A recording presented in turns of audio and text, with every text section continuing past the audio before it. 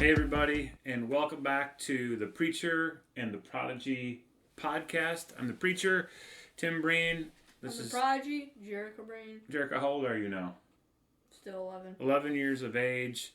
He knows more about college football than most people working at Bristol, Connecticut for ESPN. So, as a result, your record on the year is 13-7. 13-7, and I am 9-11. 9-11. So, I'm just on the downside of 50%, and you're over 50%, so you're doing well. Again, so we're coming back now into the weekend of October 11. This is a week in which the Pac-12 gets underway. November 11. The Pac-12 kicks off this weekend. Already one game canceled, I think, due to COVID issues, and we're seeing more and more of that around the country. And so there's a lot of things. What have been your takeaways from the last few days in college football, Jericho? My takeaways from the last few days of college football: Trevor Lawrence being out. It's not going to help them against their game against Notre Dame. Just barely beat the Eagles of Boston College. They're down maybe, 22 points? Were they down 28-10 at one point? I think it was 28-6. Okay. Wow. And then Michigan losing to Michigan State also isn't good. Iowa going 0-2 after losing to Purdue and Northwestern. I don't know why, but It seems like college football this year, we've been calling it all year the glitch season. It's also kind of a multi-personality season. One team can look awesome one week, terrible the next week. And so predicting college football games this year in the season of COVID is more difficult than ever. You look at a year in which Alabama almost lost to Ole Miss. Boston College jumping all over Clemson. Michigan State loses to Rutgers, turns around, beats Michigan in the Big House. Michigan looks great at Minnesota, falls apart at home. We just don't know what's going to happen week to week. So many strange things happening. Players out, practice time cut short, spring practice. This whole season is just kind of a weirdo season. Hopefully things get back to normal next year, but that means we're not going to quit. We're not giving up this year with our picks. They're just going to be a little more erratic. So let's jump in now for the picks for November 7. And you want to start the Friday night game? Friday night game. My dark horse for the college football playoff is looking less dark. Yep. With each week, we've got number 9 now.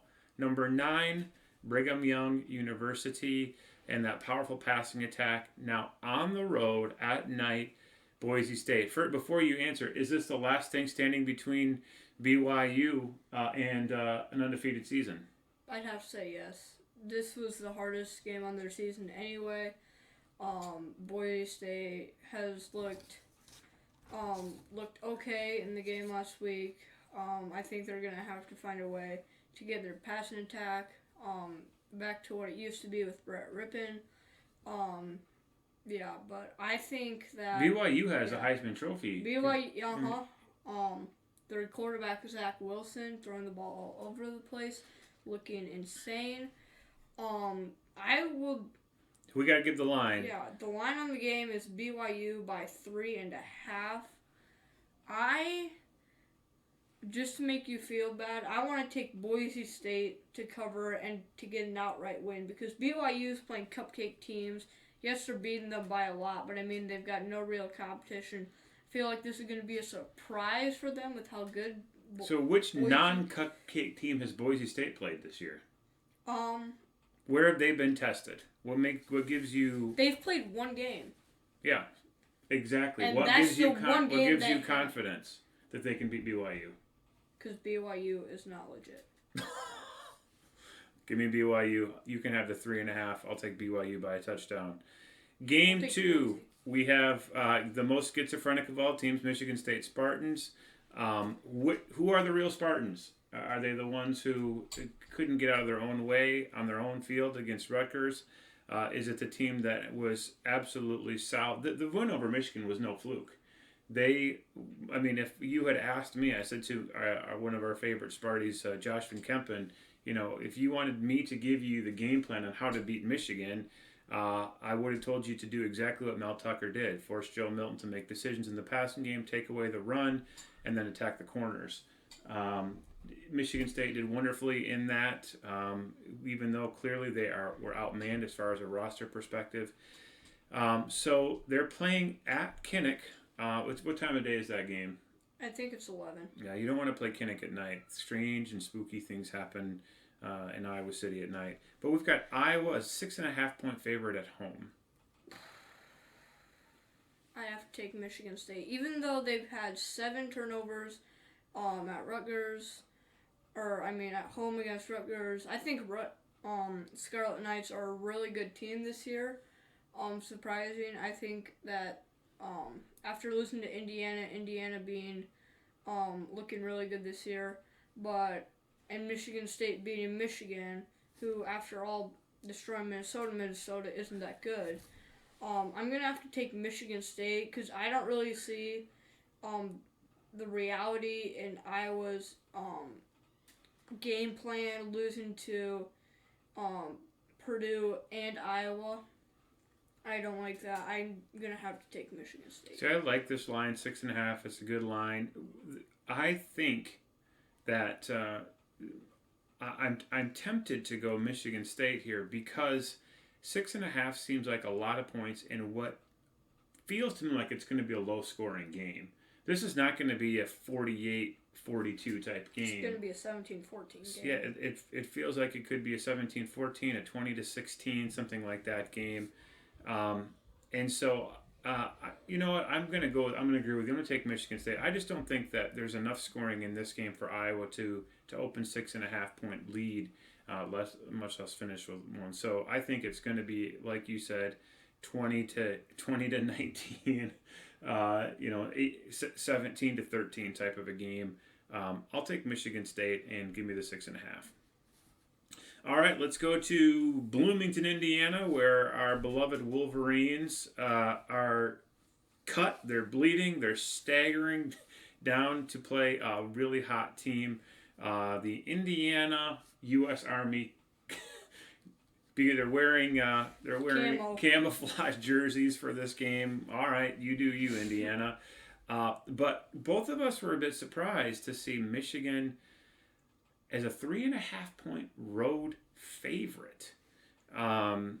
Indiana has beaten Penn State on what is likely to be the most controversial play of the college football season. Just because of how close it was. And then they turned around and dealt with Rutgers. Rutgers was plucky in that game, but they did fall ultimately to the Hoosiers. Hoosiers are ranked number 13, Michigan ranked number 23. Why do you see the line as 3.5? What is Vegas thinking about here? I think Vegas thinking is that Michigan State is a really good team. Michigan was targeted at their weaknesses. I think they think that Michigan is still a really good team, but on the road anyways against Indiana, even without them being in the top 25, there's no way that Michigan's going to be a favorite. And with them being number 13 in the country, I still don't get it why Michigan's a favorite. I'm going to take Indiana, probably by maybe 10 points. So the reason that maybe is that I do not believe, we'll have to look this up later, I do not believe that Indiana has beaten Michigan in my lifetime. That's true. Is it like 41 straight or something like that that Michigan has won? So I think you have some historical pricing going into this, that Michigan always beats Indiana, and that they always find a way. That said, if you just look at how the teams have played in this opening part of the season, you really would have a hard time picking Michigan, I think, to go on the road. I'm going to agree with you. I'm going to take Indiana. I do think these games come down to the end. Michigan, Indiana always goes to the fourth quarter, if not overtime, except for last year when they destroyed Michigan. It was 38-13, I think. Different team this year, different quarterback from Indiana. I'm going to take Indiana as well. The world's largest cocktail party. Probably this year there won't be a whole lot of people enjoying cocktails. Number 8, Florida at number 5, Georgia. It's good to see this game be a top 10 matchup again. One of the great games in college football season. I love this one, and I love the Red River Shootout. They're both neutral site games. This one is played in Jacksonville every year. The Dogs are 3.5-point favorites. I guessed that number exactly right last night when I was thinking what that line might be. What do you think, Florida? Are they for real this year? Is Georgia the team that we think that they're? Great defense, obviously. Couldn't beat Bama, but again, maybe no one can. Well, yeah, Georgia beating Auburn, destroying them in college football's game of the week, and then getting destroyed by Alabama. And then Florida losing to Texas A&M. That was kind of an upset. But I think even though Georgia's defense is really good, they won't have anyone to stop Kyle Pitts. Kirby Smart himself said that Kyle Pitts was unstoppable. And Kyle Trask probably going to be really good too. I'm going to have to take Florida in this one. I'm going to take Georgia. I think Georgia's defense is good. I think this is a good number. I think Georgia wins by about 4. I see this one like a 31-27 game. I'll take the Dogs. Finally, number 1 Clemson. Although without Trevor Lawrence, are they the number 1 team in the country? The voters aren't hurting them for having their all-Galaxy quarterback out with COVID. DJ Ungalele is quarterback. Again, a highly ranked player coming in. Did some nice things in the second half against Boston College, but in the first half, Notre Dame has not been tested except for the Louisville game. They won by 5 at home. In an absolute slog. But other than that, Notre Dame has looked really good. Ian Book is quietly putting together like a third-team All-American potential type season, looking just fantastic there. Clemson is giving 5 on the road. I would never bet this game. I don't know what's going to happen, but we have to make predictions. I'll go first this time, and I'm going to take Clemson, but I don't have any real reason why. I have no feel for this game whatsoever. Clemson, almost every year for the past 4 years, has had one really close game that they've just got out of. This year's Boston College, last year's North Carolina. Year before Syracuse. Year before that, and the year before that was Syracuse also. Except I think they lost that game. Every year Clemson has that one game where they struggle, win by a couple points, and then they always bounce back really good. That's why I think Clemson, even without Trevor Lawrence, I still think they're better than Notre Dame. Maybe not number 1 in the country, but I still think they're number 1 or they're better than Notre Dame. I'm going to take Clemson to win by maybe 7. Yeah, so we're both taking Clemson. I think it's a different story if there are fans.